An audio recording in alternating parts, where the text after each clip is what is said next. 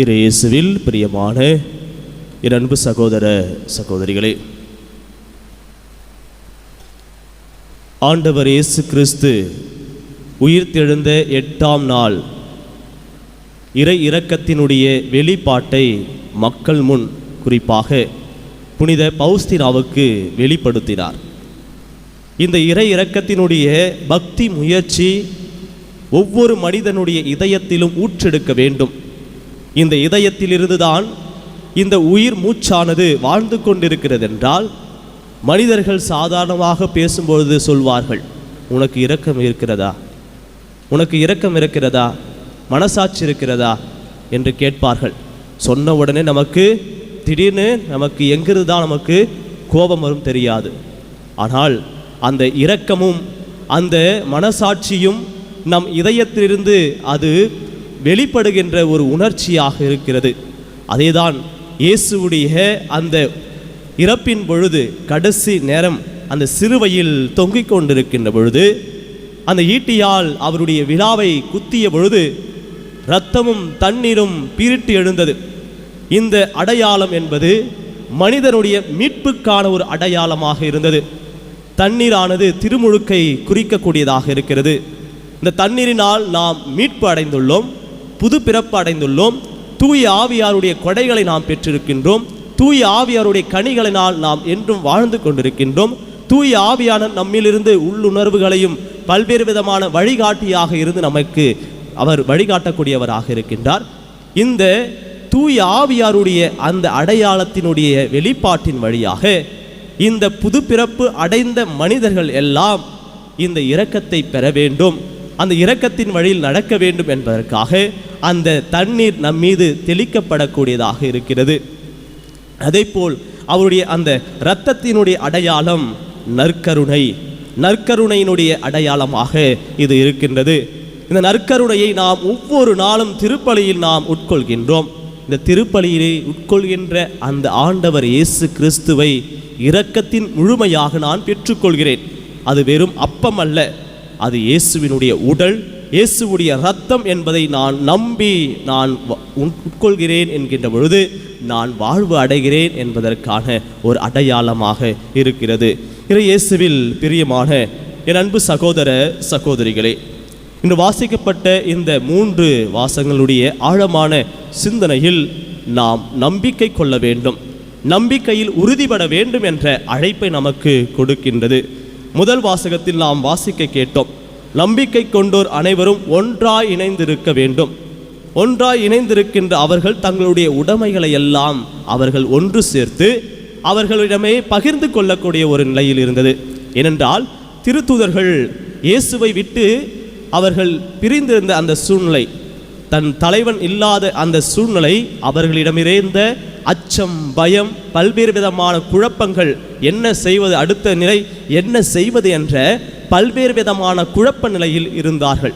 ஒரு தலைவன் இல்லை என்றால் அடுத்த நிலை செய்வதற்கான ஒரு வழி இல்லாத ஒரு சூழ்நிலையில் இந்த திருத்தூதர்கள் இருந்தார்கள். ஒரு பயம். அந்த இடத்தில் நம்பிக்கை கொள்ள வேண்டும் என்பதற்காக அனைவரும் ஒன்றிணைந்த அந்த வாழ்க்கையில் தங்களிடம் இருந்த உடைமைகளை சேர்த்து வைத்தார்கள். அதனுடைய ஒரு உன்னதம்தான் அவர்களுக்கு கற்பிக்கப்பட்டது. ஒவ்வொருவருக்கும் கற்பிக்கப்படுகிறது. ஒரு குழந்தை பிறக்கிறது என்றால் அந்த குழந்தையும் கற்பிக்கின்றது. அந்த குழந்தை கற்பித்து இந்த உலகத்தில் எது நல்லது எது கெட்டது என்பதை தெரிந்து கொண்டு நல்லதற்கான வழியில் செல்ல வேண்டும். ஆனால் தீய வழிகளுக்கு செல்வதற்கான வழி அதுவாகவே ஏற்படுத்தக்கூடிய ஒரு சூழ்நிலை இருக்கின்றது. அந்த சூழ்நிலையிலே அது சிக்கிக்கொண்டு எது வாழ்வை இதுவா அதுவா என்று பல்வேறு குழப்ப நிலையில் வாழ்ந்து கொண்டிருக்கிறது. நாம் தொடக்கத்திலிருந்தே நம்மில் இருக்கின்ற அந்த நல்ல உணர்வுகளை நாம் கற்றுக்கொள்ள வேண்டும். நல்ல பண்புகளை நாம் எப்பொழுதுமே நம் வாழ்வில் எடுத்துக்கொள்ள வேண்டும், சுமக்க வேண்டும். அப்படி நாம் நல்லவற்றை நாம் சுமக்கின்ற பொழுது அந்த நல்லவற்றை நம்மை சுமந்து செல்லக்கூடியதாக இருக்கும். ஒவ்வொன்றுமே நமக்கு பாடத்தை கற்றுக் கொடுக்கிறது.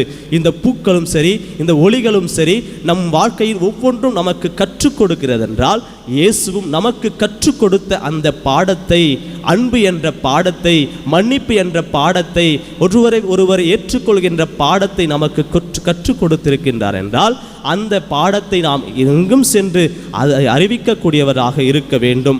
அதே போல் இரண்டாவது, நட்புறவில் அவர்கள் ஒன்றிணைந்தார்கள். நட்புறவில் ஒன்றிணைந்து அந்த சோதனைகள் மத்தியிலும் வலிகள் மத்தியிலும் அவர்கள் நட்புறவு கொண்டிருந்தார்கள். நான் உங்களை நான் நண்பர்கள் என்றேன் என்ற அந்த வார்த்தையிலே அவர்கள் ஒருவர் அந்த நட்புறவிலே ஆழமாக இருந்தார்கள். அப்பம் பிடுதலும் அதே போல் அதை தன்னிடம் இருந்தவற்றை கொடுக்கக்கூடியவர்களாக இருந்தார்கள்.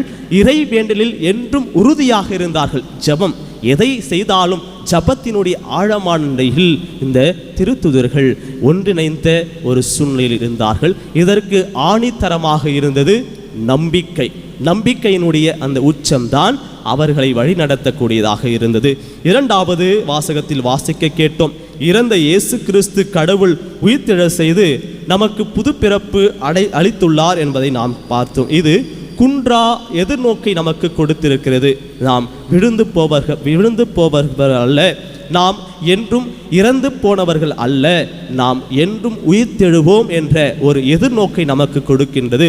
இயேசுவோடு நாம் என்றும் உயிர்த்தெழுவோம். நாம் கல்லறையிலால் அடைபட்டவர்கள் அல்ல, நாம் இறந்தவர்களாக அல்ல, நாம் மீண்டும் உயிர்த்தெழுவோம் என்ற ஒரு மறு உலக வாழ்வை இறைவன் நமக்கு கொடுத்திருக்கிறார் என்பதை நமக்கு இங்கு கூறுகிறது.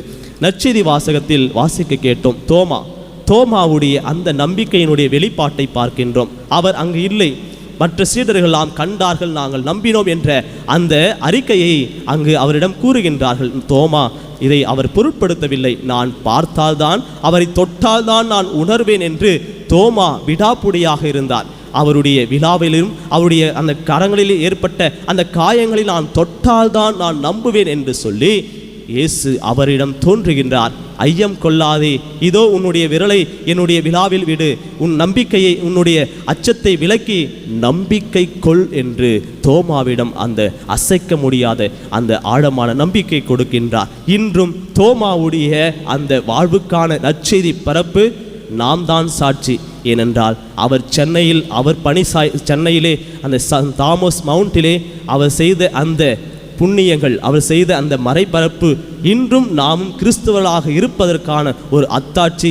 அன்று அவர் இயேசுவுடைய விழாவிலும் இயேசு மீது கொண்ட நம்பிக்கையினுடைய வழியில்தான் இன்றும் நாம் கிறிஸ்துவர்களாக வாழ்ந்து கொண்டிருக்கின்ற அந்த நம்பிக்கையின் வித்தாக நாம் இருக்கின்றோம். அதே போல் இன்று இறை இரக்கத்தின் ஞாயிறை கொண்டாடுகின்றோம் என்றால், இந்த இறை இரக்கத்தினுடைய அந்த விழாவிலே நாமும் இரக்கத்தை ஒவ்வொருவருக்கும் கொடுக்கக்கூடியவர்களாக இருக்க வேண்டும். வெளிப்புறமாக அல்ல, நம்மளுடைய இருக்கின்ற அந்த மனசாட்சி அது உறுத்துகின்ற பொழுது நாம் செய்கின்ற இந்த இரக்கம் அன்பாக, மன்னிப்பாக, பிறருக்கு அது என்றும் பயனுள்ள ஒரு நிலையில் இருக்கக்கூடியதாக இருக்க வேண்டும். அதுவே நாம் இறைவனுக்கு கொடுக்கின்ற ஒரு உன்னதம். அதுதான் இந்த உலகம் முழுவதும் பாவத்தினாலும் பல்வேறு விதமான சூழ்ச்சியினாலும் பல்வேறு விதமான இந்த விடுகின்ற தீமை நாட்டங்களிலே இந்த உலகத்தை மீட்டெடுக்கக்கூடிய ஜபத்தில் இறை இரக்கத்தில் நம்மை அர்ப்பணிக்கக்கூடியவர்களாக இருக்க வேண்டும்.